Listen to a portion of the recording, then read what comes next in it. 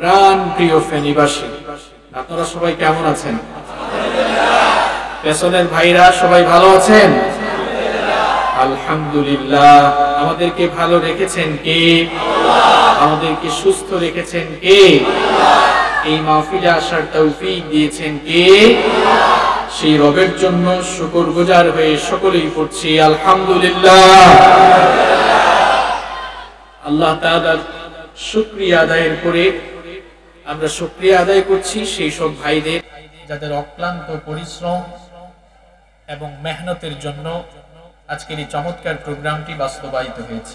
আজকের এই প্রোগ্রামকে বাস্তবায়ন করার জন্য প্রশাসনের যে সকল ভাইয়েরা সাপোর্ট দিয়েছেন, সহযোগিতা করেছেন, রাজনৈতিক নেতৃবৃন্দ, এলাকার গণ্যমান্য ব্যক্তিবর্গ, আলেম উলামা, যুবক ভাইয়েরা সহ মা বোনেরা সহ এই প্রোগ্রাম বাস্তবায়নে যারা কষ্ট করেছেন, মেহনত করেছেন, আল্লাহ তাআলা সকলের কষ্ট, শ্রম, মেহনত আর সাদাকাকে তুমি কবুল করে নাও।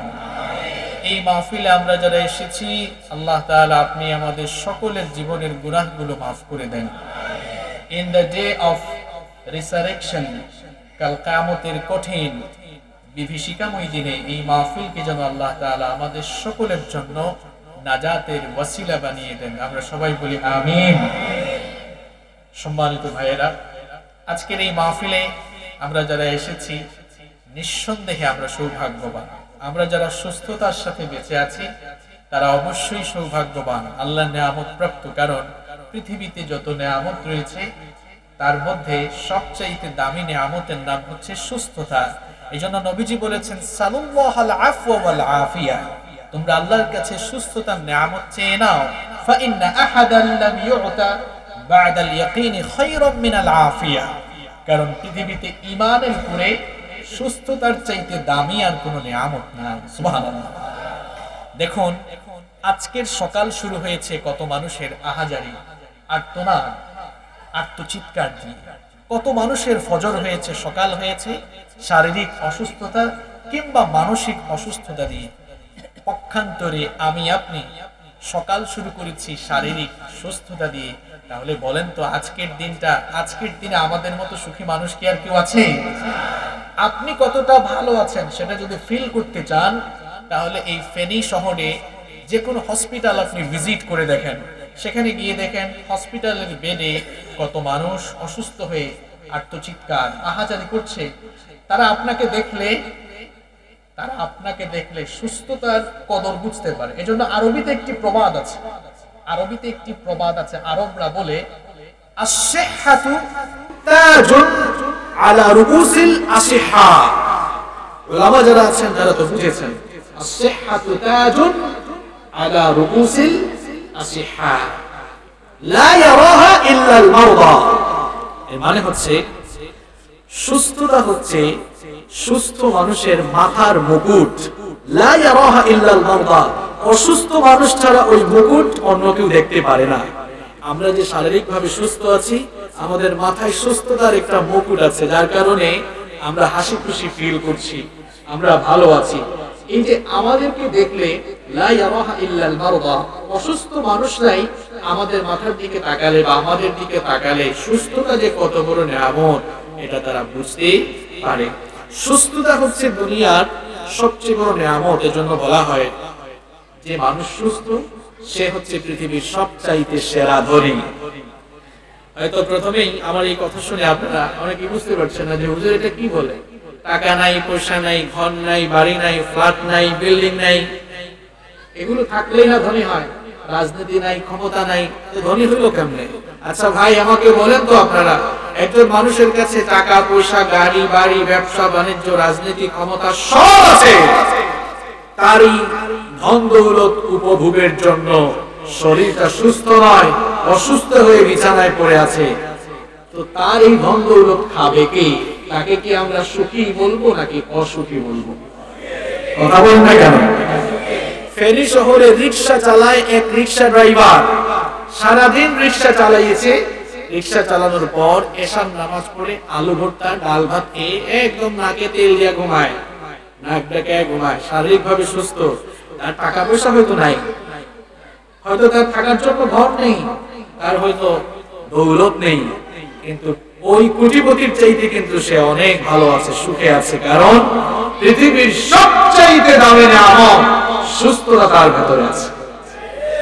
এজন্যই বলেছি, আমরা যারা এখানে সুস্থভাবে বেঁচে আছি এবং আমরা যারা এখানে এসেছি, আমরাই হচ্ছে সবচাইতে সৌভাগ্যবান। এজন্য আল্লাহর শুকরিয়া আদায় করছি, আলহামদুলিল্লাহ।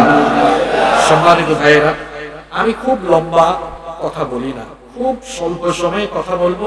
কোরআন সুন্নাহ থেকে আমাদের জীবন পরিবর্তনমূলক, আমাদের জীবন গঠনের জন্য গুরুত্বপূর্ণ কিছু কথা বলবো। আপনারা শেষ পর্যন্ত থাকবেন তো? আপনারা রাগ করবেন না। যাদের মাঝখানে উঠে যাওয়ার অভ্যাস আছে, এরা আগে ভাগেই চলে যান। কারণ এই মানুষগুলো হচ্ছে বিশৃঙ্খলা সৃষ্টিকারী।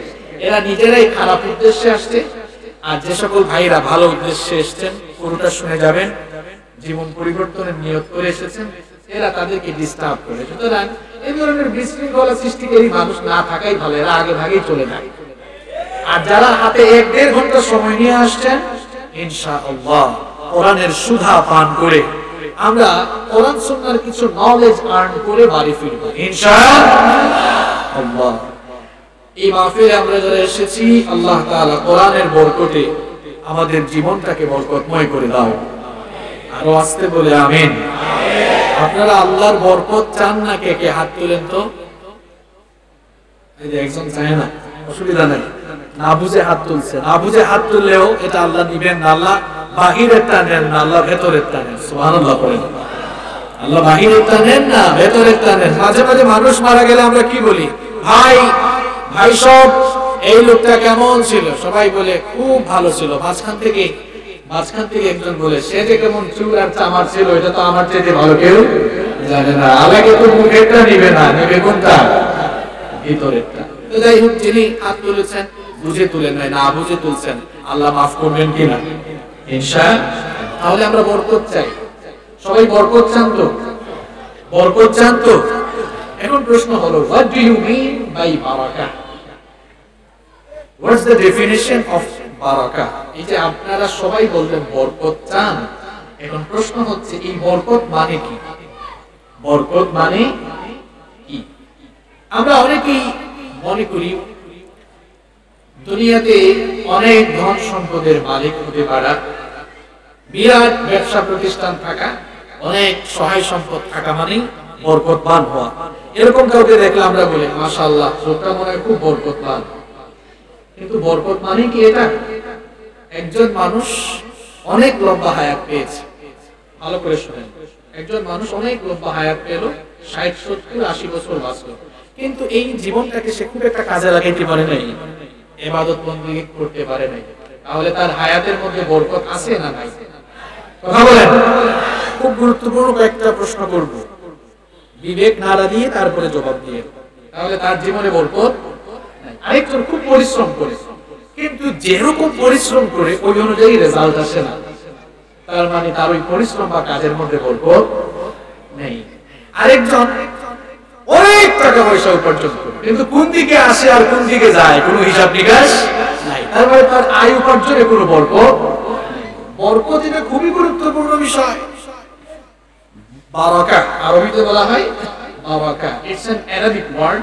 এটা আরবি শব্দ, এর বাংলা অর্থ হচ্ছে সমৃদ্ধি, প্রাচুর্য, কল্যাণ, মঙ্গল। যখন কোনো একটি কাজে, কোনো একটি বিষয়ে আল্লাহর তরফ থেকে বরকত নেমে আসে, সেই কাজটা যদি ছোট হয়, জিনিসটা অল্প হলেও সেখানে সুখ থাকবে নাকি থাকবে না? কারণ বরকতটা কার পক্ষ থেকে এসেছে। এজন্য প্রিয় ভাইয়েরা, দেখবেন কিছু মানুষ টাকা পয়সা উপার্জন কম করে, কিন্তু মাশাআল্লাহ এটা দিয়ে তার সংসার ভালো চলে যায়, সারা মাস খুব ভালোভাবে কেটে যাচ্ছে, তার মানে তার উপার্জনের মধ্যে বরকত আছে। আরেকজন খুব বেশি পরিশ্রম করে না, কিন্তু কাজ মন দিয়ে করে, দেখা যায় তার ওই কম কাজের ভেতরে বরকত আছে।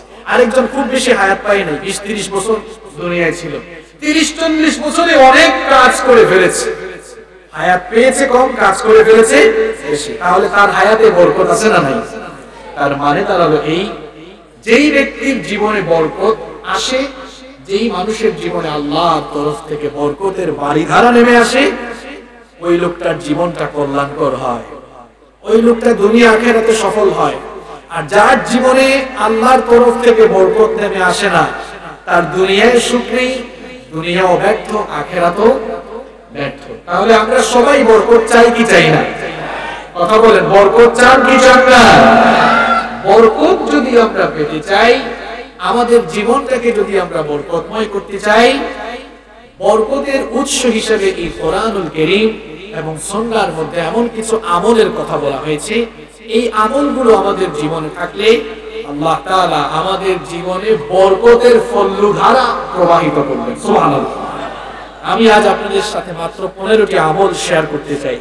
এই 15টি আমল যদি আমার আপনার জীবনে থাকে, ইনশাআল্লাহ আমাদের জীবনে বরকতের বাড়িধারা নেমে আসবে। বলেন ইনশাআল্লাহ।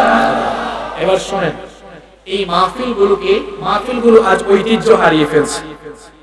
মাহফিলগুলো যে উদ্দেশ্য করা হয়, সেই উদ্দেশ্য হাসিলে এখন মাহফিল ব্যর্থ হচ্ছে। মাহফিলগুলো করা উচিত যাতে করে মানুষেরা এসে এখানে কিছু শিখতে পারে। আমি তো সব সময় বলি, এই তাফসীরুল কোরআন মাহফিলগুলো হচ্ছে আমজনতার ক্লাস করার জায়গা। এখানে আপনারা দিন শিখবেন, জানবেন এবং সেই অনুযায়ী জীবনটাকে পরিবর্তনের চেষ্টা করবেন। কিন্তু আজ মাহফিলের এই পবিত্র জায়গাটিকে আজ আমরা অনেকেই নষ্ট করে ফেলছি। কেউ এই চেয়ারে বসে গান গাইতেছে, কেউ নাচানাচি করতেছে, কেউ ফালাফালি করতেছে, কেউ আবার একজন আরেকজনকে কাফের বানাইতেছে। এরকম আছে না নাই? আগে তো আপনারা আমাদের কাছে দোয়া চাইতেন, হুজুর আমাদের জন্য আপনারা দোয়া করবেন। এখন অবস্থা এমন হয়ে গেছে যে আমরাই দোয়া চাইতে হবে আপনাদের কাছে, আপনারা আমাদের জন্য দোয়া করেন, আমরা যেন একটু ঠিকঠাক থাকি। কারণ যে হারে ঠেলাঠেলি আমাদের মধ্যে, যে বিভেদ আমাদের মধ্যে, দুজনই আলেম, ছোটখাটো ঠুনকো বিষয় নিয়ে মাহফিলের স্টেজে একজন আরেকজনকে একদম তুলাধুলা করে ফেলা আছে না নাই? মাহফিলগুলো হওয়া উচিত জনসাধারণ যারা আসবেন তাদের কল্যাণের স্বার্থে আমরা কথা বলব। এবার আমাদের মধ্যে এত বিভেদ, তাহলে মানুষ স্বস্তি পাবে কেন? ব্যাপারটা এমন হয়ে গেছে যে আমরা বিভেদে আর বিভ্রান্তিতে থাকার কারণে জনগণ কোন দিকে যাবে জনগণই বুঝতেছে না।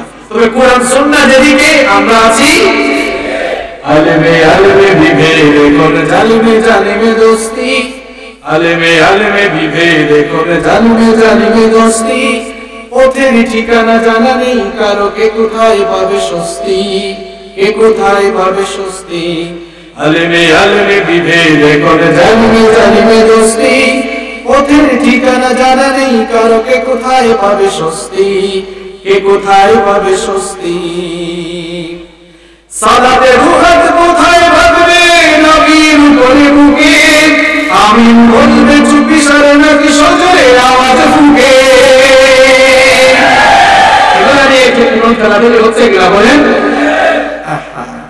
ছোট বড় ছোট বিষয় নিয়েও চলছে ভীষণ দ্বন্দ্ব, সব দল ভাবে আমরাই ভালো, অন্যরা কালো মন্দ।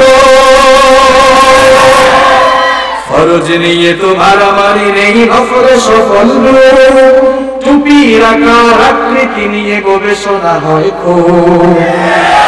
ফরজ নিয়ে তো মারামারি নেই, নফলে সফল নূর, টুপি রাখার আকৃতি নিয়ে গবেষণা হয় খুব।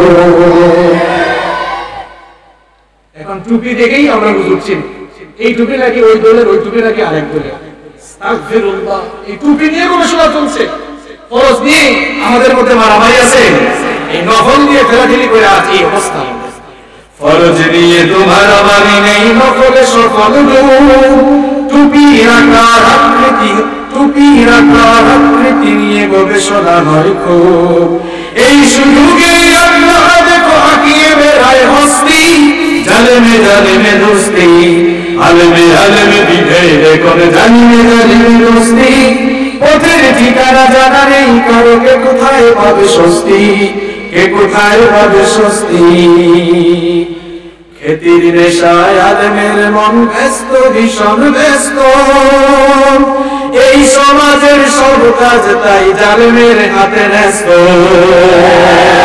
কারণ আলেমরা যার যার খেতি নিয়ে আছে, কার কত জনপ্রিয়তা, কার কত খেতি বাড়বে। আর এই অবস্থায় সালতানাত এখন হারিয়ে আলেমরা বস্তির মধ্যে চলে গেছে, এমন অবস্থা এখন। খেতির নেশায় আলেমের মন ব্যস্ত, ভীষণ ব্যস্ত, এই সমাজের সব কাজ তাই জালেমের হাতে ন্যস্ত। নিজের হিসাব করে না আলেম অন্যের কথা ভাবে, বিরোধকারীরা জান্নাতে নাকি জাহান্নামেই যাবে। কাফের ফাসিক লক্ষ ফতোয়া পকেটেই আছে জমা, আল্লাহর কাছে ছাড় আছে তবু তার কাছে নেই ক্ষমা। হেরার চেরাকে চিনতে পারেনি এখনো আপন পথ, জালেমের হাতে চলে গেছে তাই নিজের সাজানো ঘর। এই কথাটির অর্থ ভালো করে বুঝেন। হেরার চেরাকে চিনতে পারেনি কে আপন কে পর। এটা হেরার চেরাগ, হেরা গুহায় কিতাব এসেছে। এই কিতাব দাঁড়ি লোকেরাই আমাদের প্রকৃত বন্ধু, কিন্তু এরপর প্রকৃত বন্ধু আমরা চিনছি না। হেরার চেরাগে চিনতে পারেনি এখনো আপন পথ, জালেমের হাতে চলে গেছে তাই নিজের সাজানো ঘর।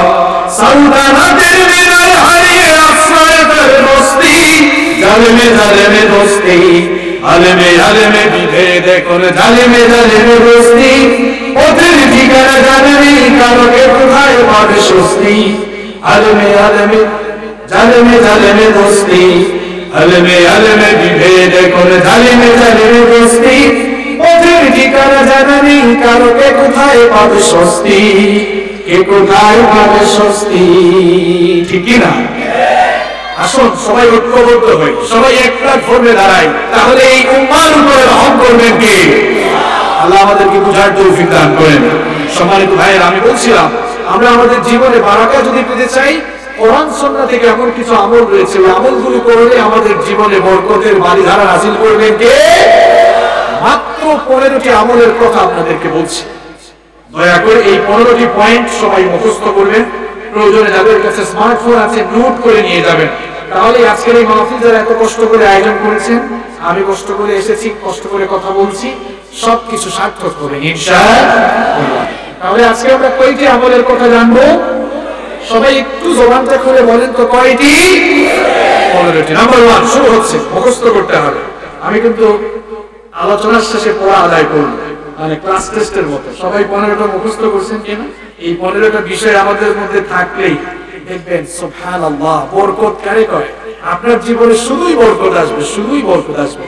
এবং জীবনে বরকত নাই কেন সেটাও ক্লিয়ার হয়ে যাবে।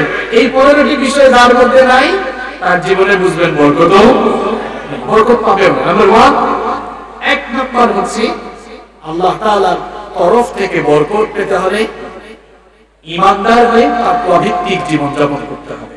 1 নাম্বার পয়েন্ট, ঈমানদার হয়ে তাকওয়া ভিত্তিক জীবন যাপন করতে হবে।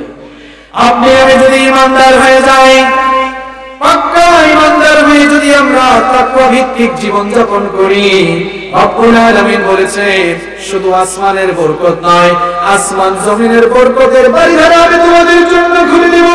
কোরআনুল কারীমের 7 নম্বর সূরা সূরাতুল আরাফের 96 নম্বর আয়াতে রব্বুল আলামিন বলছেন ওয়ালাউ আন্না আহলাল কুরআ আমানু ওয়াত্তাকাউ লাফাতাহনা আলাইহিম বারাকাতিন মিনাস সামাই ওয়াল আরদ।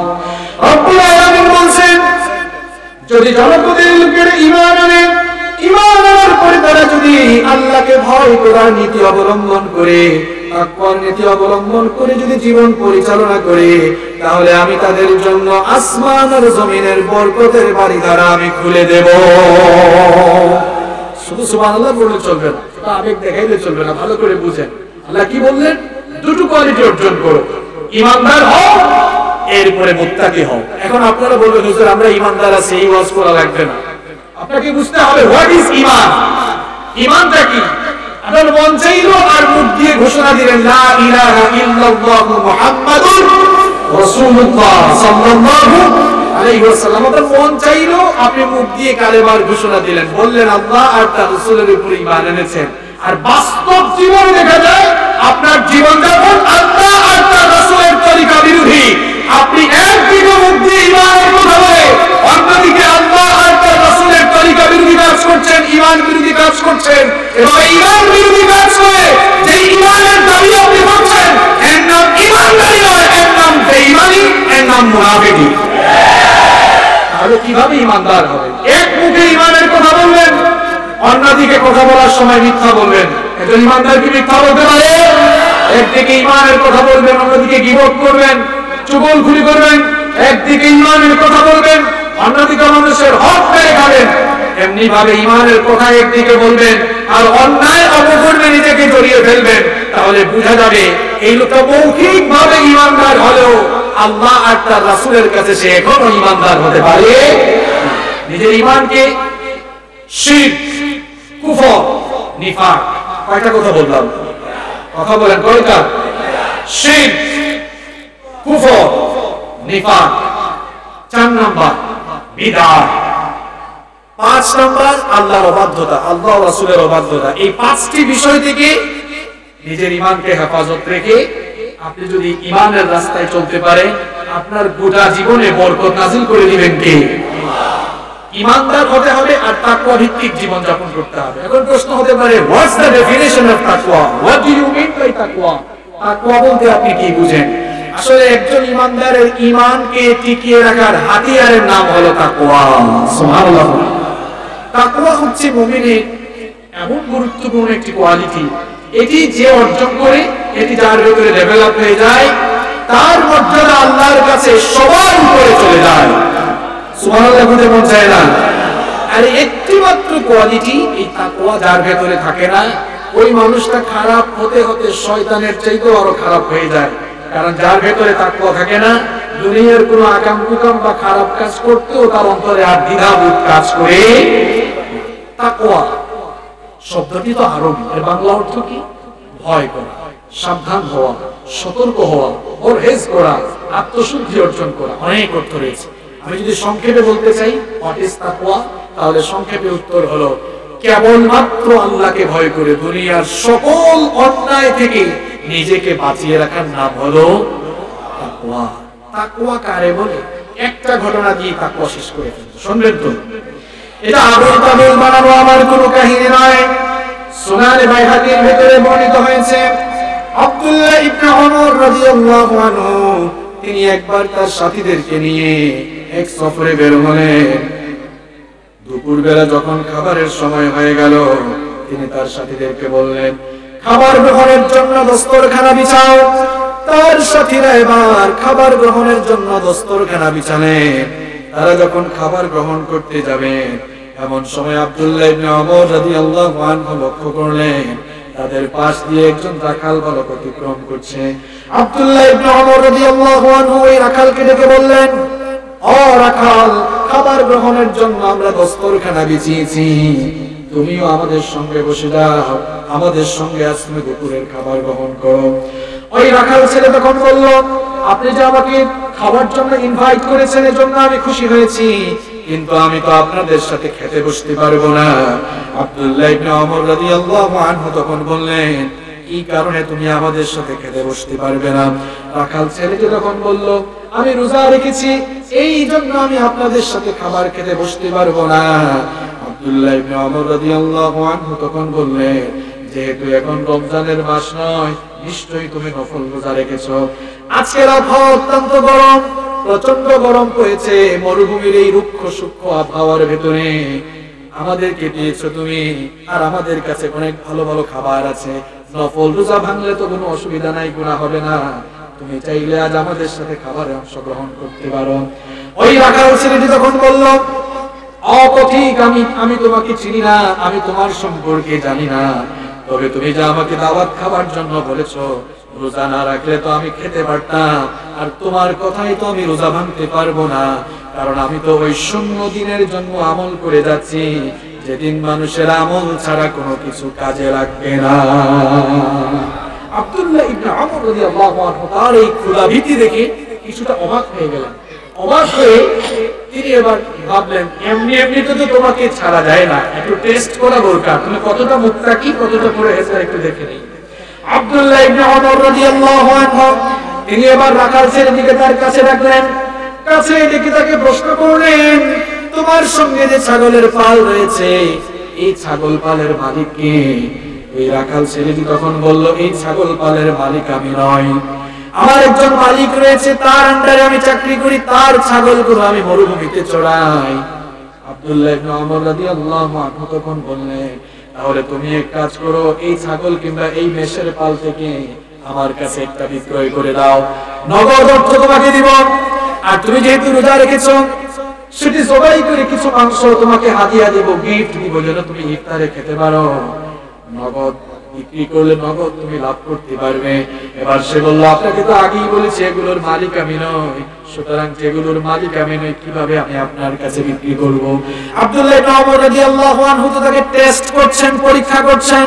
এই জন্য তাকে বললেন, দেখো এই বিশাল ছাগল বা মেষের পাল নিয়ে তুমি এই মরুভূমিতে এসেছো, এই কথা সবাই জানে। বিশাল একটি ছাগল বা মেষের পাল নিয়ে আসলে বাঘের আক্রমণে বাঘ দুই একটা খেয়েও ফেলতে পারে। তুমি তোমার মালিককে এইভাবে বুঝ দিতে পারবা যে বাঘের আক্রমণ হয়েছিল, বাঘ একদিকে খেয়ে ফেলেছে, মালিককেও বুঝ দিতে পারলা। অন্যদিকে তুমি আমার কাছে বিক্রয় করে নগদ কিছু টাকাও পাবা, আবার অন্যদিকে ইফতার গ্রহণের জন্য কিছু মাংসও পাবা। নগদ পেয়েছো, যেহেতু লাভ করো, এই সুযোগ তুমি গ্রহণ করো। তখন ওই রাখাল ছেলেটি বলল, ওগো মুসাফির শোনো, আমি হয়তো মিথ্যা বলে আমার মালিককে ধোঁকা দিতে পারবো, কিন্তু তোমাকে প্রশ্ন করছি, আইনাল্লাহ, আল্লাহ কোথায়? আমি হয়তো মিথ্যা বলে আমার মালিককে ধোঁকা দিতে পারবো, কিন্তু তোমার মালিক আমার মালিক, আমার মালিকেরও মালিক, গোটা বিশ্বজাহানের মালিক, সেই রব্বুল আলামিনের চক্ষুকে তো ফাঁকি দেওয়া কারো দ্বারা সম্ভব নয়। আর আজকে বলেন সুবহানাল্লাহ। এর নাম তাকওয়া। যদি কারো ভেতরে, আল্লাহর কসম করে আজকের মাহফিলে বললাম, যদি কারো ভেতরে আপনি তাকওয়া ঢুকাই দিতে পারেন, পুলিশ দিয়ে পিটাও আপনি জোর করে তাকে দিয়ে খারাপ কাজ করাইতে পারবেন না। আমি চ্যালেঞ্জ করছি, আমি চ্যালেঞ্জ করছি, যদি কারো অন্তরে তাকওয়া ঢুকানো যায়, সারা দেশের পুলিশ দিয়ে পিটাও আপনি তাকে দিয়ে আর খারাপ কাজ করাতে পারবেন না। সে মরে যাবে না, অন্যায় করবেন না। ভেতরে কি আছে? কি আছে? আরে ভাই, আপনারা তো সবাই জানেন, মাঝে মাঝে চোর ডাকাতরা জেলখানায় ঢুকলে ডিমোশন না প্রমোশন নিয়ে বের হয়। দেখা যায় আগে চোর ছিল, পরের বার ডাকাতি করে ঢুকে, এরকম আছে না নাই? আমাদের প্রশাসনের ভাইরা খুব আন্তরিক, এই দেশের শান্তি শৃঙ্খলা ফিরিয়ে আনার জন্য কত কষ্ট করছেন তারা। সরকারও কত আন্তরিক, সন্ত্রাসের বিরুদ্ধে সরকার জিরো টলারেন্স ঘোষণা করেছে, সরকার প্রশাসন একযুগে কাজ করছে। তাও চোর ডাকাত দেশে দিন দিন বাড়তেছে না কমতেছে? তারা তো কষ্ট করছেন, তারা হয়তো প্রশাসনিক ভাবে তাদের প্রচেষ্টা চালাচ্ছেন, আর দেশের আলেম সমাজ আধ্যাত্মিক ভাবে প্রচেষ্টা চালাচ্ছেন। আসলে আধ্যাত্মিকতার গুরুত্ব এখানে সবচেয়ে বেশি। আপনি যদি মানুষের অন্তরে তাকওয়া ঢুকাই দিতে পারেন, তাকওয়া ঢুকাই দিলে সে আর খারাপ কাজ করবে? তাকে জোর করেও খারাপ কাজ করাতে পারবেন না। আপনাদেরকে আপনাদের পরিচিত একটা ঘটনা 1 মিনিটে সময় এর প্রমাণ নেই। আপনারা তো ওমর রাদিয়াল্লাহু আনহুর নাম শুনেছেন, তাই না? তিনি অর্ধ পৃথিবী শাসন করেছেন, রাতের বেলা ঘুমাতেন না, শেষ রাতে জনগণের খোঁজ নেওয়ার জন্য বের হতেন। আপনারা এই ঘটনাটি সবাই জানেন, বুঝাবার জন্য জাস্ট আমি বলছি। একদিন শেষ রাতে এক বাড়ি থেকে আওয়াজ শুনলেন, ভাবলেন কেউ হয়তো অসুস্থ, কান লাগিয়ে শুনলেন মা তার মেয়েকে বলছে উটনির দুধ দহন করে আসে, তাড়াতাড়ি ঘুম থেকে ওঠো, পানি মিশাও, তাহলে বেশি হবে, বেশি বিক্রি হবে, লাভও বেশি হবে। মেয়ে বলল, মা গো জানো না, আমিরুল মুমিনিন ওমর ইবনে খাত্তাব রাদিয়াল্লাহু আনহু অলরেডি আইন জারি করে রেখেছেন, খাদ্যে কোনো ভেজাল দেওয়া যাবে না। মা বলল, বোকা মেয়ে আমার, ওমর তো এই আইন জারি করে তার বাড়িতে ঘুমায়, আমাদের মা মেয়ের কারবার কি দেখে নাকি? আসলে ওমর রাদিয়াল্লাহু আনহু তো দেয়ালে কান পেতে সব শুনছেন। মেয়ে কি বলল? মেয়ে বলল, মা গো ওমর হয়তো আমাদের কাজ কারবার দেখছে না, তিনি হয়তো ঘুমাচ্ছেন, কিন্তু ওমরের মালিক তোমার আমার মালিক, তিনি কি ঘুমান নাকি? এই কথা বলেন না কেন? তিনি কি ঘুমান? লা তাখুযুহু সিনাতুন ওয়ালা, তিনি তো ঘুমান না, সুতরাং তিনি আমাদের কাজকর্ম তো দেখবেন। সুতরাং ওই আল্লাহর ভয়ে এই কাজ থেকে আমাদের বিরত হওয়া উচিত। সুবহানাল্লাহ। তাহলে দেখেন তো, আল্লাহর ভয় থাকলে জোর করেও অন্যায় কাজ করানো যাবে? এজন্য জীবনে যদি আপনি বরকত পেতে চান, নিজের ভেতরে তাকওয়া ডেভেলপ করতে হবে। আপনি অনেক টাকা পয়সার মালিক হয়েছেন, ফেনী শহরে বাড়ি, ঢাকায় বাড়ি, অনেক ক্ষমতা পেয়েছেন, এরপরে আপনার জীবনে বরকত নাই কেন? Why? What's the reason? কারণ আপনার ভিতরে তাকওয়া নাই। এই জন্য জীবনে যদি বরকত চান, নিজের ভেতরে তাকওয়া ডেভেলপ করেন, নইলে সারা জীবন কেটে যাবে, বরকত পাবেন না। এই জন্য রব্বুল আলামিন কোরআনে বলেছেন, কোরআনুল কারীমে রব্বুল আলামিন বলেছেন, এই তাকওয়ার গুণে যারা গুণান্বিত হয়ে যায়, এদের জীবনেও বরকত আসবে, রিজিকেও বরকত আসবে। রিজিকের জন্য আমাদের কত টেনশন। সূর্য উদিত হয়ে যাওয়ার পর আমরা কাজে বের হয়ে যাই, উপার্জনের জন্য আমরা পাগল পারা হয়ে যাই। রব্বুল আলামিন বলছেন, রিজিকের যদি তোমরা বরকত চাও তাহলে সবার আগে তোমাদের ভেতরে তাকওয়া ডেভেলপ করো। তাকওয়া ডেভেলপ না করে হয়তো অনেক উপার্জন করবে, উপার্জনের ভেতরে বরকত থাকবে না। কোন দিকে আসবে আর কোন দিকে যাবে নিজেও হিসাব খুঁজে পাবে। এই জন্য রব্বুল আলামিন বলেছেন, তাকওয়া নামক কোয়ালিটি অর্জন করে তাকওয়ার গুণে গুণান্বিত হয়ে যাও। কোরআনুল কারীমের 65 নম্বর সূরা সূরাতুত তালাকে 2 নম্বর আয়াতের শেষাংশ থেকে রব্বুল আলামিন বলছেন, ওয়া মান ইয়াত্তাকিল্লাহা ইয়াজআল লাহু মুখরাজা ওয়া ইয়ারযুকুহু মিন হাইসু লা ইয়াহতাসিব। রব্বুল আলামিন বলেছেন, যারা আল্লাহকে ভয় করবে রব্বুল আলামিন তাদেরকে, আল্লাহ তাআলা তাদেরকে তাদের যত বিপদ আপদ রয়েছে সেগুলো থেকে তাদেরকে পরিত্রাণ দিবেন, তাদের বিপদ থেকে তাদেরকে বাঁচিয়ে দিবেন। আর ওয়ায়ারযুকুহু মিন হাইসু লা ইয়াহতাসিব, আর তাকে এমন জায়গা থেকে রিজিক দিবেন, ধারণাতীত জায়গা থেকে আল্লাহ তাকে রিজিক দান করবেন। সুবহানাল্লাহ। রিজিকের মালিক কে? কথা বলেন না কেন? রিজিকের মালিক কে? কোন জায়গা থেকে যে কিভাবে রিজিক আসে? আমি কি 2 বছর আগে জানতাম যে আজ 29 অক্টোবর 2021 সাল বিরিঞ্চি এলাকায় গিয়ে আমি এশার নামাজের পরে ভাত খাবো? জানতাম আমি? আপনারা জানতেন আমি আসবো? রিজিক দেখেন, রিজিকের ব্যবস্থা রব্বুল আলামিন করেন। এই যে সকালবেলা পাখি খালি পেটে তার খাঁচা থেকে বের হয়ে যায় খাবারের নেশায় সে আকাশের মধ্যে উঠতে থাকে। ওই পাখিটা কি কোথায় খাবার পাবে সেটা কি সে জানে নাকি? এই যে পাখিটা সকালবেলা খাঁচা থেকে বের হয়ে খাবারের নেশায় আকাশে উঠতে থাকে, উঠতে উঠতে সন্ধ্যা বেলায় তাকে পেট ভরে তার ঘিরে ফিরিয়ে দেন কে? আপনি রিজিক চান? রাজ্জাকের পেছনে দৌড়েন। আজ আমরা রাজ্জাক নয়, আমরা রিজিককে ভয় করি। রাজ্জাককে ভয় করি না, রিজিককে ভয় করি। রিজিকের ভয়ে আমরা হক কথা বলি না, জানি চাকরি চলে যায় নাকি। এজন্য ঠিকই চাকরি চলে যায়। আপনি রিজিককে ভয়, রাজ্জাককে ভয় করুন। ধারণাতীত জায়গা থেকে আপনাকে রিজিক দিবেন কে? জীবনে বরকত চান, রিজিকের মধ্যে কল্যাণ চান, বরকত চান, 1 নম্বর কোয়ালিটি আপনাকে অর্জন করতে হবে। ইমানদার হয়ে তাকওয়ার গুণে গুণান্বিত হয়ে জীবন পরিচালনা করতে হবে। আল্লাহ তৌফিক দান করেন। 1 নম্বর পয়েন্ট মনে থাকবে নাকি ডিলিট হয়ে যাবে? যেদিন থেকে ডিলিট হবে না মনে থাকবে। একটু করে ক্লাস টেস্ট হবে, ঠিক না? এরপরে নাম্বার 2, জীবনে যদি আমরা বরকত পেতে চাই তাহলে 2 নম্বর যে আমল আমার আপনার জীবনে থাকা লাগবে সেটি হচ্ছে যে কোনো কাজ আমরা কার নামে শুরু করব। যে কোনো কথা আমরা কার নামে শুরু করব। যে কোনো কথা বা কাজের শুরুতে আমরা বলবো বিসমিল্লাহির রহমানির রহিম। এখন আমরা অনেকে আছি কথা বলা শুরু করি আউযুবিল্লাহও নাই, বিসমিল্লাহও নাই, অনেক কিছু বলে ফেলে, অনেক স্লোগানও দিয়ে ফেলে। আউযুবিল্লাহ বিসমিল্লাহ আপনি বলছেন না, আপনার এই কথা বলার ভেতরে বরকত থাকবে না।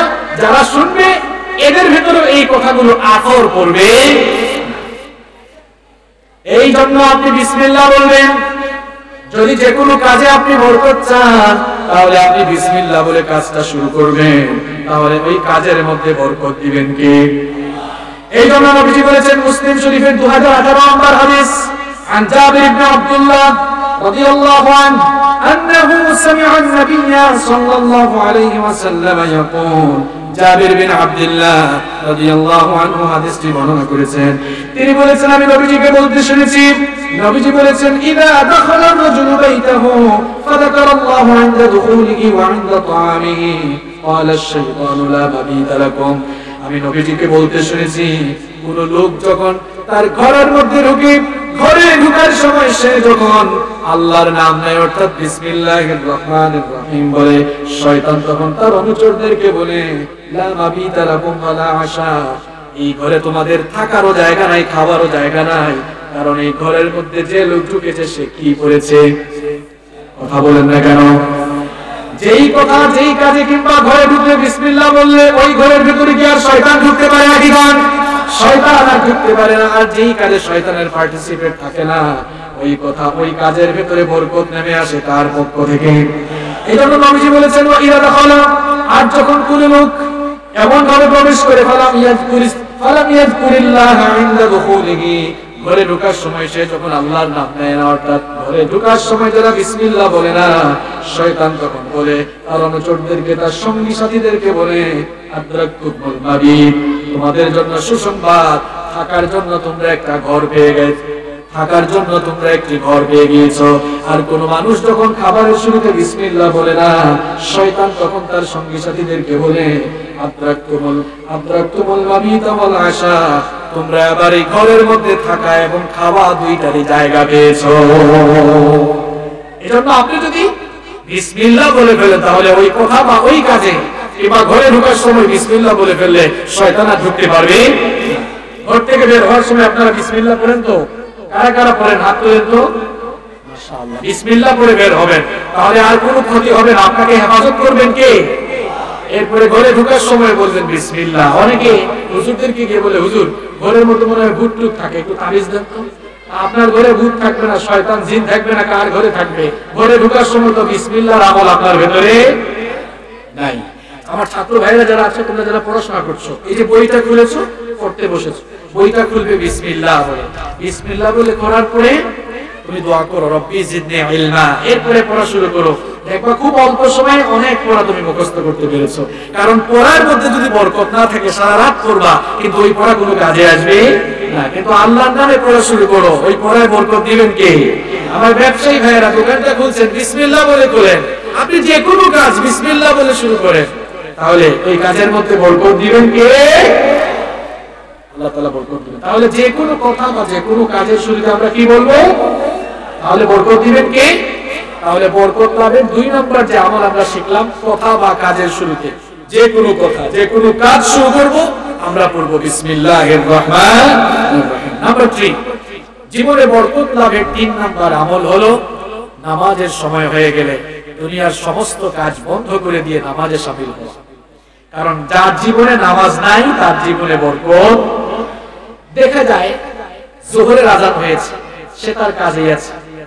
আসরের নামাজ তাও কাজে, মাগরিবের নামাজ তামাশা, এশার নামাজ রঙ্গভঙ্গ করে চলতেছে। এই জন্য দেখা যায় এই মানুষগুলোর আয় উপার্জন অনেক করে, বরকত নাই।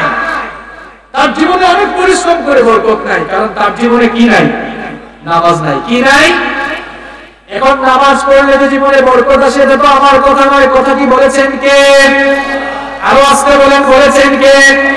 আমি তো আয়াত নাম্বার সূরা নাম্বার বলছি, বাসায় গিয়ে মিলিয়ে দেখবেন। কোরআনুল কারীমের 20 নাম্বার সূরা, সূরাতুত তাহা 132 নাম্বার আয়াতে রব্বুল আলামিন বলছেন, ওয়া'মুর আহলাকা বিস-সালাতি ওয়াসতাবির আলাইহা লা নাসআলুকা রিজকান নাহনু নারযুকুকা ওয়াল আকিবাতু লিত-তাকওয়া। আল্লাহ তাআলা বলছেন, হে নবী, আপনি আপনার পরিবারের লোকদেরকে নামাজের কথা বলুন এবং আপনিও নামাজের উপরে অবিচল থাকুন। লা নাসআলুকা রিজকা, আমি তো আপনার কাছে রিজিক চাই না, বরং নাহনু নারযুকুকা, আমি তো তোমাকে রিজিক দিয়ে থাকি। অর্থাৎ নামাজ আদায় করলে আমি তোমাদের কাছে রিজিক চাইবো না, বরং তোমরা যদি নামাজ আদায় করো তাহলে তোমাদের রিজিকের মধ্যে বরকত দিয়ে দিবেন কে? এজন্য আযান হয়ে গেলে সব কাজ বন্ধ করে নামাজে যাবেন তো আপনারা? ওই আর নামাজে যান। ফজরের আযান হয়, ফজরের নামাজে যায় না। সকাল 10টায় ফোন আসছে, একজন মারা গেছে, এখন জানাজার নামাজে চলে যায়। আমার দেশে ফজরের নামাজে লোক বেশি না জানাজার নামাজে লোক বেশি? আরে বাপ রে বাপ, জানাজার নামাজ পড়ার জন্য ঢাকা থেকে ফেনীতে চলে আসে, অথচ ফজরের নামাজ পড়ার জন্য তার বাসা থেকে 100 হাত দূরে মসজিদে যেতে পারে না। এটা কপাল পোড়া। নামাজ নাই কেন আপনার জন্য? কথা কি ভুল বলেছি? ফজরের নামাজে মানুষ বেশি না জানাজায় বেশি? বক্তব্য দেওয়া যাবে যে জন্য জানাজায় যায়, ফজরের নামাজ নাই, যোহরের নামাজ নাই।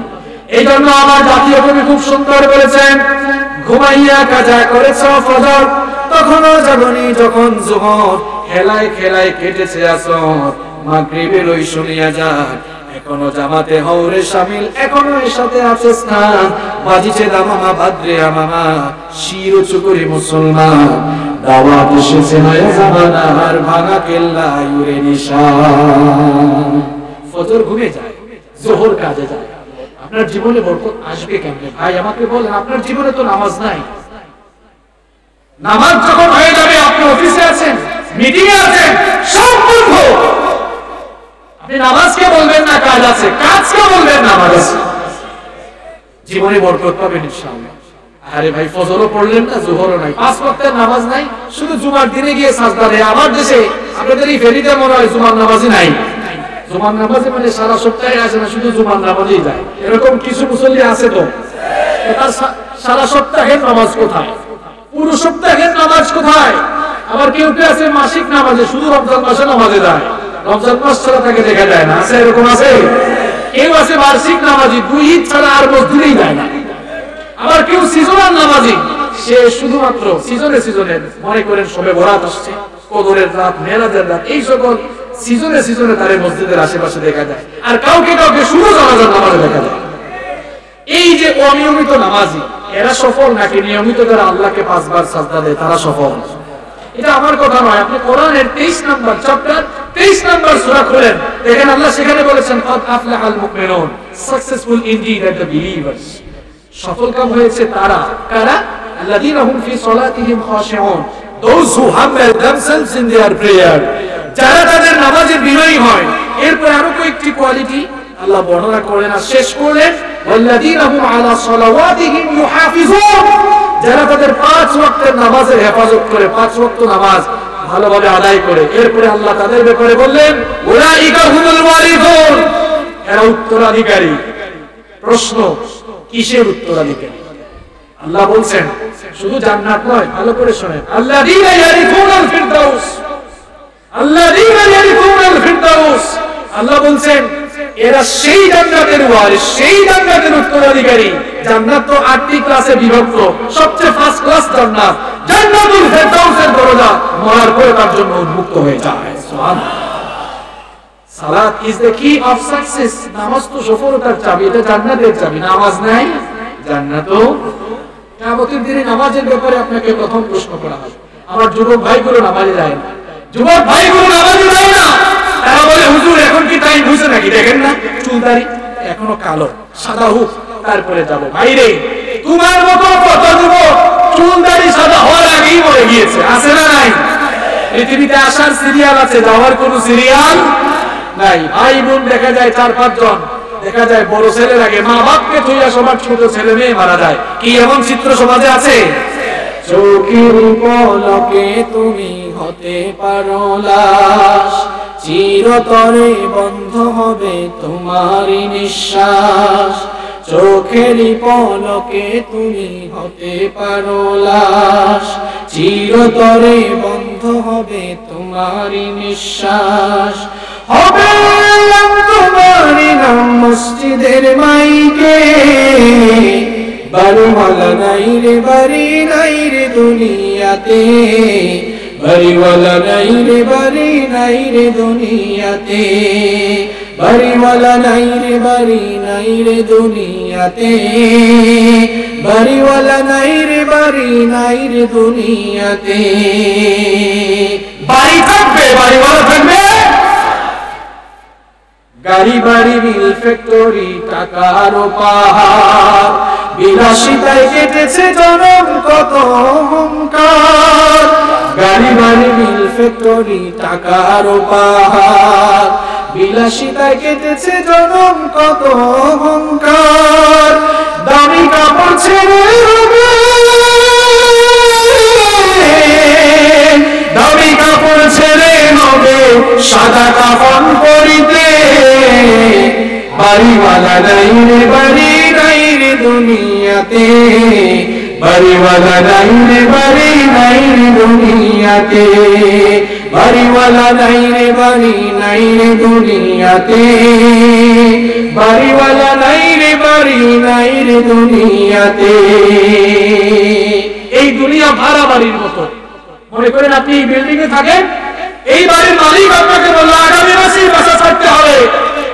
ভাড়া দিয়া যেমন বাড়ির মালিকের কথায় আগামী মাসেই বাড়ি ছেড়ে দেওয়া লাগবে, এই পৃথিবীর মালিক, মহাবিশ্বের মালিককে তিনি তখন বলবেন তোমার হায়াত শেষ, পুরো পৃথিবীর কেউ তোমাকে রক্ষা করতে পারবে না।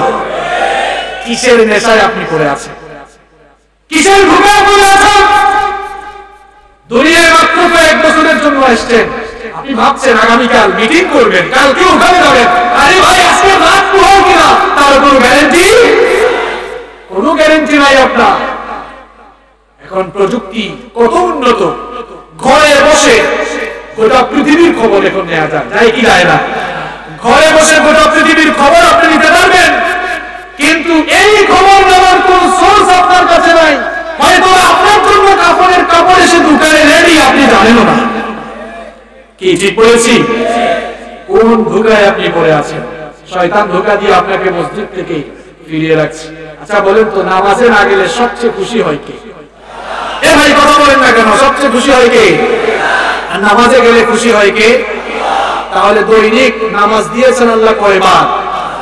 5 বার। নামাজে না গেলে সবচেয়ে বেশি আনন্দিত হয় কে? এক সপ্তাহ সমান কয় দিন? কথা বলেন, কয় দিন? 5 আর 7 গুণ দেন, 5 7 কত? 35 থেকে 1 বাদ দেন, জুমার নামাজি 1 ওয়াক্ত তো যায়, তাইলে 35 থেকে 1 বাদ দিলে থাকে কত? আচ্ছা আপনার মুখে আপনি বলেন তো, তাইলে সপ্তাহে 35 বারের মধ্যে আল্লাহরে খুশি করলেন কয়বার আর শয়তানরে খুশি করলেন কয়বার? নিজের বিবেকের কাছে, আপনার বিবেকের কাছে আমি প্রশ্ন রাখলাম, কি করছেন আপনি? কেন নামাজ পড়ছেন না? কোথায় আপনার জীবন যাচ্ছে? আপনি টাকা পয়সা উপার্জনের জন্য, ব্যবসা বাণিজ্যের জন্য নামাজ পড়েন না, ছেলে মেয়েদের সুন্দর ভবিষ্যতের জন্য নামাজ পড়েন না, এটা বাড়ি তৈরির জন্য, গাড়ি কেনার জন্য, একটা সুন্দর লাইফের জন্য আপনি এত কিছু করছেন। বলেন পৃথিবীর কোন বাড়িওয়ালা, কোন বিজনেস ম্যাগনেট, কোন টাকাওয়ালা, কোন ক্ষমতাওয়ালা লোক তার সম্পদের কিছু অংশ নিয়ে কবরে গিয়েছে? আছে একজনের নাম বলেন? আছে? আছে? খালি হাতে এসেছেন, খালি হাতে যাবে শুধু আমল, যাবে শুধু। জীবনে বরকত নাই কেন? আব্বুকে আব্বু ডাকে না, এখন ড্যাড ডাকে। আম্মুকে আম্মু ডাকে না, মম ডাকে। আছে না নাই? মাম্মাও ডাকে। এখন তো আগে মায়ের মুখে মামা ডাকতো, এখন মাকেও দেখি মামা ডাকে, আপা মামা। আছে? আছে? এগুলো আছে? আপনার ফ্যামিলি অপসংস্কৃতির দিকে চলে যাচ্ছে, আপনার পরিবারও বরকত নাই। কারণ কি? পরিবারের নামাজ। অথচ আল্লাহর নবী বলেছেন, মুরু আওলাদাকুম বিসসালাতি ওয়া হুম আবনাউ 7 সিনিন। সন্তানের বয়স যখন 7 বছর হয়ে যায় তখন থেকেই তুমি তাদেরকে নামাজের তাকিদ দাও, নামাজের আদেশ দাও। যখন 10 বছর হয়ে যায়, নামাজ না পড়লে প্রয়োজনে তাকে শাসন করো। স্কুলে না গেলে আমরা শাসন করি, কিন্তু নামাজ না আদায় করলে শাসন করি না। আছে? কি আর শাসন করে? সে নিজেই তো অনেক বড় বেনামাজ, তার সন্তানকে কি আছে শাসন করবে? আমার ভাইরা, যদি আমরা বরকত চাই নিজের জীবনে, পারিবারিক জীবনে নামাজ থাকার দরকার আছে না নাই? তাহলে জীবনে বরকত পাওয়ার 3 নম্বর আমলের নাম কি? বলেন 3 নম্বর আমলের নাম। চলেন একটা ক্লাস টেস্ট হয়ে যাক।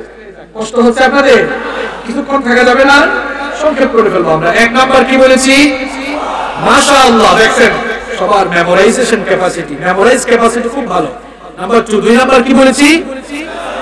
বিসমিল্লাহ। সব কাজের শুরুতে 3 নাম্বার নামাজ। মনে থাকবে তো আপনাদের 15টা? বলেন ইনশাআল্লাহ। নাম্বার 4। 4 নাম্বার হচ্ছে আল্লাহর কিতাব। এই কিতাবটা কার? এই কিতাবের সাথে সম্পর্ক বাড়ালে বরকত দিবেন কে? কথাটা কি আমার? এই কিতাবের ভিতরে বরকত আছে না নাই? এটা বলেছেন কে? দেখেন রব্বুল আলামিন কোরআনুল কারীমের 6 নাম্বার সূরা সূরাতুল আনআমের 155 নাম্বার আয়াতে বললেন, وَهَذَا كِتَابٌ أَنزَلْنَاهُ مُبَارَكٌ فَاتَّبِعُوهُ وَاتَّقُوا لَعَلَّكُمْ تُرْحَمُونَ। আল্লাহ তাআলা বলছেন, আমার হাবিব, এই কিতাবকে আমি মুবারক করে অর্থাৎ বরকতময় করে আপনার কাছে নাজিল করেছি। সুতরাং যারা এই বরকতময় কিতাবের অনুসরণ করবে এবং আমার তাকওয়ার নীতি অবলম্বন করে চলবে, লাআল্লাকুম তুরহামুন, আমি সেই সকল বান্দাদের উপরে রহম করব। তাহলে জীবনে বরকত পেতে হলে আল্লাহর এই কিতাবের সঙ্গে, এই বরকতময় কিতাবের সঙ্গে কি বাড়াতে হবে? সম্পর্ক বাড়াতে হবে। এই কিতাবটা বড় বরকতময়, খুব ভালো করে কান লাগান। এই কিতাবের সঙ্গে যার ছোঁয়া লেগে যায়, যার স্পর্শ লেগে যায়, তার ইজ্জত, তার মর্যাদা বেড়ে যায় নাকি কমে যায়? এই কিতাবের বরকতটা আপনি ভালো করে বুঝেন। বলেন তো বছরের মধ্যে মাস আছে কয়টা? আরো জোরে বলেন কয়টা? এই 12টি মাসের মধ্যে আল্লাহর কাছে সবচাইতে সেরা মাসটার নাম কি? রমাদান মাস। প্রশ্ন হলো 12টি মাসের মধ্যে কিসের বরকতে রমজান মাসের মর্যাদা এত বেশি? এবার উত্তর দেন তো কোন জিনিসের বরকতে রমজান মাসের মর্যাদা বেশি? কারণ ওই মাসের মধ্যে নাজিল হয়েছে কোরআন। এবার আসেন, এক বছরের রাতের সংখ্যা কয়টি? কথা বলুন, কয়টি? 365। সারা বছরের সকল রাতের মধ্যে সবচাইতে বরকতময় রাতের নামটা আমাকে বলেন। এবার আমাকে বলেন তো লাইলাতুল কদর ওই রাতটা কোন জিনিসের বরকতে এত দামি হয়েছে? এবার আসেন আরো ভালো করে আপনাদেরকে বুঝাই। পৃথিবীতে বহু ভাষা আছে, বাংলা, ইংরেজি, আরবি, উর্দু, ফার্সি, হিন্দি, সিন্ধি, চাইনিজ, জার্মানিয়ান, রোমানিয়ান, কত ভাষা আছে। কিন্তু পৃথিবীর সকল ভাষার মধ্যে সবচাইতে দামি ভাষাটার নাম কি? আরবি ভাষা, আল্লাহর ভাষা, রাসূলের ভাষা, কবরের ভাষা, কোরআনের ভাষা, হাদিসের ভাষা, জান্নাতের ভাষা। এখন বলেন তো কিসের বরকতে আরবি ভাষা এত দামি হলো? খুব ভালো করে বুঝেন, এই কোরআনের বরকতটা আপনি বুঝেন। কোরআনের বরকত যেখানেই যায় সেই জিনিসটার মর্যাদা বেড়ে যায়। কাঠ দিয়ে চেয়ার বানানো হয়েছে, আমি বসেছি, চেয়ারম্যান সাহেব বসেছেন, আলেম ওলামারা বসেছেন। এই কাঠ দিয়ে টেবিল বানানো হয়, সোফা বানানো হয়, আসবাবপত্র ফার্নিচার বানানো হয়। এই যে টেবিলের সাথে আমার পা লাগে, আমি সালামও করি না, চুমও খাই না, কোনো ভক্তি দেখাই না, কারণ পা লাগলেও আমার কিছু করার নাই। কিন্তু যখন কাঠের দুইটা টুকরা রেহালের উপরে যখন এই বরকতময় কিতাব কোরআন রাখা হয়, কারো পা লাগলে সালাম করে কিংবা বুকের সঙ্গে জড়িয়ে তারপরে ভক্তি করে সম্মান করে, কিসের বরকতে? আমাদের ঘরে আলনার মধ্যে আলমারির ভেতরে কাপড় আছে, গোসলের সময় অনেক কাপড় টান দেই, কিছু কাপড় যদি কাপড়ের তলায় পড়ে যায়, কেউ কি কোনোদিন চুমু দেয়, সালাম করে কিংবা ভক্তি দেখায় নাকি? কিন্তু ছোট্ট কাপড়ের কোনো টুকরা দিয়ে যখন কোরআন কারীমকে পেছানো হয়, সেটি যদি কোনো মানুষের হাত থেকে পড়ে যায়, তাহলে সম্মান বা ভক্তি দেখিয়ে চুমু খায় কি খায় না? এই ছোট্ট কাপড়টির মর্যাদা কোন জিনিসের বরকতে বেড়ে গেল? আর আমি আপনাকে কেমনে বুঝাবো এই কিতাবের বরকত? আমি আপনাকে আর কিভাবে বুঝাই? এবার শুনেন, মুসলিম শরীফের হাদিস, আল্লাহর নবী বলেছেন, ইন্নাল্লাহা ইয়ারফাউ বিহাদাল কিতাবি আকওয়ামান ওয়া ইয়াদউ বিহি আখারিন। নবীজি বলেছেন, আল্লাহ তাআলা এই কিতাবের মাধ্যমে, এই কিতাবের বরকতে কারো কারো মর্যাদা বাড়িয়ে দেন। আবার এই কিতাব এর সঙ্গে যারা বেঈমানি করে, কিতাব থেকে যারা মুখ ফিরিয়ে নেয়, তাদেরকে দুনিয়ার জমিনে বেইজ্জত করে ছাড়েন কে? এই কোরআনের কাছে যেই এসেছে মর্যাদা বাড়ছে না কমছে? ওমর রাদিয়াল্লাহু আনহু ইসলাম গ্রহণের আগে ছিলেন সবচেয়ে বড় কাফের, ইসলামের অনেক বড় বিরোধী ছিলেন। কিন্তু যখনই কোরআনের কাছে আসলেন, কোরআনের বরকতে তার দাম এত বেড়ে গেল। নবীজি বলেছেন, পৃথিবীতে থেকে আমার ওমর জান্নাতের সার্টিফিকেট নিয়ে দুনিয়া থেকে গেল। শুধু তাই নয়, কোরআনের বরকতে তার জীবনটা কেমনে বদলে গেল। নবীজি বললেন, লা নাবিয়্যা ওয়ালা রাসূলা মিন বাদি, আমার পরে তো কোনো নবী নাই, রাসূল নাই, কোন নবী রাসূল আমার পরে আসবেন না। তবে লাউ কানা নাবিয়্যাম মিন বাদি লাকানা উমর, আমার পরে কেউ যদি নবী হয়ে আসতো, তাহলে আমার ওমরকে আল্লাহ তাআলা নবী বানিয়ে পাঠাতেন। এই মর্যাদা কিসের বরকতে? এই কোরআনে যেমন বরকত আছে, এটা খুব সেনসিটিভ। এর বিরুদ্ধে গেলে এই জীবনকে একদম তামা ধ্বংস করে ছাড়েন কে? ধ্বংস করে দেন কে? আবু লাহাব কোরআনের বিরোধিতা করলো, ফলাফল ভালো হয়েছে। কথা বলেন, ফলাফল কি ভালো হয়েছে নাকি? কোরআনের বিরুদ্ধে, নবীর বিরুদ্ধে যারাই যায়, ফলাফল ভালো হয় না। আবু লাহাব তার জ্বলন্ত প্রমাণ, আবু জাহাল, উতবা, শাইবা তার জ্বলন্ত প্রমাণ। আপনি বলবেন, হুজুর ১৫০০ বছর আগে ঘটনা ঘটছে, এখনো কি ঘটে নাকি? কথা বলেন, ঘটে নাকি? এই তো ৩-৪ সপ্তাহ আগে নবীজির কার্টুন বানিয়েছিল লাস ভিক্স, এরপরে পুলিশের প্রোটেকশনে চলতো, তাকেও আগুনে জ্বালায়া বেইজ্জত করে মেরেছেন কি? সুইডিশ কার্টুনিস্ট লাস ভিক্স, নামও রাখছে ভাই ভিক্স। দেখছেন অবস্থা? আমার বাড়ি সিলেটে, আমরা ওই যে ব্যথা টেথা হইলে মলম টলম লাগায় না, এগুলোকে ভিক্স বলে। সিলেটে কি বলে? আচ্ছা, যাই হোক, মলম ভিক্স, যাই হোক, তো ভিক্স। আপনারা হয়তো জানেন 2007 সালে এই লোকটা নবীজির কার্টুন এঁকেছিল, জানেন তো সবাই। এরপর থেকে সে পুলিশি প্রোটেকশন নিয়ে চলতো। খুব ভালো করে শোনেন, পুলিশি প্রোটেকশন নিয়ে চলতো কেন? যাতে করে মানুষের রোষানল থেকে বাঁচতে পারে। আচ্ছা বলেন তো, পুলিশের প্রোটেকশন নিয়ে মানুষের রোশানল থেকে বাঁচা গেলেও আল্লাহর রোশানল থেকে বাঁচা যায়? কথা বলেন, বাঁচা যায়? সে ভেবেছিল মানুষ আর আমাকে পায় কই, যেভাবে আমার সাথে বডিগার্ড থাকে। আল্লাহ কি করলেন?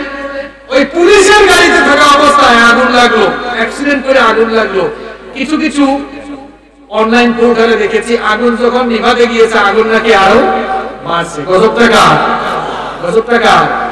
আমরা অনেক সময় মন যা চাই, মুখ দিয়ে যা আসে, আল্লাহর কোরআনের বিরুদ্ধে, ইসলামের বিরুদ্ধে, আলেম ওলামার বিরুদ্ধে বলে ফেলি। আমরা মনে করি আমার আর কে কি করতে পারে, ক্ষমতা আছে, বাহাদুরি আছে, প্রোটেকশন আছে। ভাই দেখেন, প্রোটেকশন নিয়ে মানুষের রোশানল থেকে বাঁচা গেল, আল্লাহর রোশানল থেকে কেউ বাঁচতে পারে না।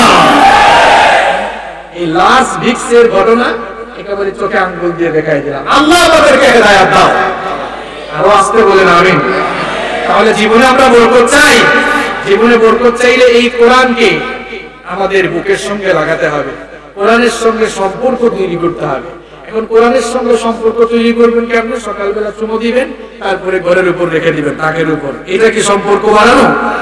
কোরআনের সঙ্গে সম্পর্ক বাড়ানোর প্রক্রিয়া বলছি। এই কিতাব আপনি তিলাওয়াত করবেন, এই কিতাব আপনি বুঝবেন, তারপরে এই কিতাব অনুযায়ী আমল করবেন, তখন এই জীবনটাকে বরকত দিয়ে ভরে দিবেন কে? তাহলে জীবনে বরকত পাওয়ার 4 নাম্বার আমল আমরা জানলাম, কোরআনের সাথে সম্পর্ক বাড়ানো। কোরআনের সাথে কি বাড়ানো? সম্পর্ক। আচ্ছা, তাহলে আমাকে এবার বলেন, একটা ইন্টারভিউ হয়ে যাবে, বাড়িতে গেলে বা আগামীকাল কেউ যদি বলেন হাসিবুর রহমান হুজুর আসছিল, হুজুর তোমাদেরকে কোন বিষয়ে বয়ান শোনাইছে, তাহলে বলেন তো আজকে আলোচনার বিষয় আমাদের কি ছিল? জীবনে বরকত পাওয়ার উপায়, জীবনে বরকত লাভের আমল। কয়টা আমলের কথা আমরা শুনলাম? এই 15টি আমল করলে আমাদের জীবনে বরকত দিবেন কে? আসেন আমরা একটু রিপিট করি। 1 নাম্বার তাকওয়া ভিত্তিক জীবনযাপন। 2 নাম্বার কথা এবং কাজের শুরুতে কি বলা? 3 নাম্বার আযানের সময় হয়ে গেলে সবার আগে নামাজ পড়া। 4 নাম্বার আল্লাহর কিতাবে কোরআনের সাথে সম্পর্ক তৈরি করা। 5 নাম্বার সালামের প্র্যাকটিস করা, কারণ সালামে বরকত আছে না নাই? এরপরে 6 নাম্বার পিতামাতা এবং আত্মীয় স্বজনের সাথে ভালো সুন্দর আচরণ করা। 7 নাম্বার সকাল সকাল ঘুম থেকে ওঠা। নাম্বার 8, 8 নাম্বার হচ্ছে আল্লাহর উপরে তাওয়াক্কুল করা। নাম্বার 9 নাম্বার হচ্ছে সব সময় ইস্তেগফারের সাথে লেগে থাকা। নাম্বার 10 নাম্বার হচ্ছে হারামকে বর্জন করে হালাল পথে জীবিকা উপার্জন করা। নাম্বার 11 সাদাকা করা। সাদাকা করলে আপনার রিজিক মাল বাড়িয়ে দিবেন কে? 12 নাম্বার হচ্ছে সময়ের কাজ সময়ে করা, অর্থাৎ সময়ের প্রতি গুরুত্ব দেওয়া। নাম্বার 13 নাম্বার হচ্ছে যা আছে তাতে সন্তুষ্ট থেকে প্রশংসা করা কার? জীবনে বরকত দিবেন কে? 14 নাম্বার হচ্ছে বরকতময় জায়গা এবং বরকতময় সময়গুলোকে কাজে লাগানো, তাহলেই বরকত নেমে আসবে। এবং 15 নাম্বার হচ্ছে বরকতের দোয়া করা। আসুন এই 15টি আমল আমরা জীবনে করি। আমরা অনেক সময় মন যা চাই, মুখ দিয়ে যা আসে, আল্লাহর কোরআনের বিরুদ্ধে, ইসলামের বিরুদ্ধে, আলেম ওলামার বিরুদ্ধে বলে ফেলি। আমরা মনে করি আমার আর কে কি করতে পারে, ক্ষমতা আছে, বাহাদুরি আছে, প্রোটেকশন আছে। ভাই দেখেন, প্রোটেকশন নিয়ে মানুষের রোশানল থেকে বাঁচা গেলেও আল্লাহর রোশানল থেকে কেউ বাঁচতে পারে না। এই কোরআনে যেমন বরকত আছে, এটা খুব সেনসিটিভ। এটার বিরুদ্ধে গেলেই জীবনকে একদম তামা তামা ধ্বংস করে ছাড়েন কে? ধ্বংস করে দেন কে? আবু লাহাব কোরআনের বিরোধিতা করলো, ফলাফল ভালো হয়েছে। কথা বলেন, ফলাফল কি ভালো হয়েছে নাকি? কোরআনের বিরুদ্ধে, নবীর বিরুদ্ধে যারাই যায় ফলাফল ভালো হয় না। আবু লাহাব তার জ্বলন্ত প্রমাণ, আবু জাহাল, উতবা, শাইবা তার জ্বলন্ত প্রমাণ। আপনি বলবেন হুজুর 1500 বছর আগে ঘটনা ঘটছে, এখনো কি ঘটে নাকি? কথা বলেন, ঘটে নাকি? এই তো 3-4 সপ্তাহ আগে নবীজির কার্টুন বানিয়েছিল লার্স ভিক্স, এরপরে পুলিশের প্রোটেকশনে চলতো, তাকেও আগুনে জ্বালায়া বেজ্জত করে মেরেছেন কি? সুইডিশ কার্টুনিস্ট লার্স ভিক্স, নামও রাখছে ভাই ভিক্স। দেখছেন অবস্থা? আমার বাড়ি সিলেটে, আমরা ওই যে ব্যথা টেথা হইলে মলম টলম লাগায় না, এগুলোকে ভিক্স বলে। ফিনিতে কি বলে এগুলোকে? আচ্ছা যাই হোক, হ্যাঁ মলম ভিক্স, যাই হোক। তো ভিক্স আপনারা হয়তো জানেন 2007 সালে এই লোকটা নবীজির কার্টুন এঁকেছিল, জানেন তো সবাই। এরপর থেকে সে পুলিশি প্রোটেকশন নিয়ে চলতো। খুব ভালো করে শোনেন, পুলিশি প্রোটেকশন নিয়ে চলতো কেন? যাতে করে মানুষের রোশানল থেকে বাঁচতে পারে। আচ্ছা বলেন তো, পুলিশের প্রোটেকশন নিয়ে মানুষের রোশানল থেকে বাঁচা গেলেও আল্লাহর রোশানল থেকে বাঁচা যায়? কথা বলেন, বাঁচা যায়? সে ভেবেছিল মানুষ আর আমাকে পায় কই, যেভাবে আমার সাথে বডিগার্ড থাকে। আল্লাহ কি করলেন? ওই পুলিশের গাড়িতে থাকা অবস্থায় আগুন লাগলো, অ্যাক্সিডেন্ট করে আগুন লাগলো। কিছু কিছু অনলাইন পোর্টালে দেখেছি আগুন যখন নিভাতে গিয়েছে আগুন নাকি আরো বাড়ছে। গজব টাকা, গজব টাকা।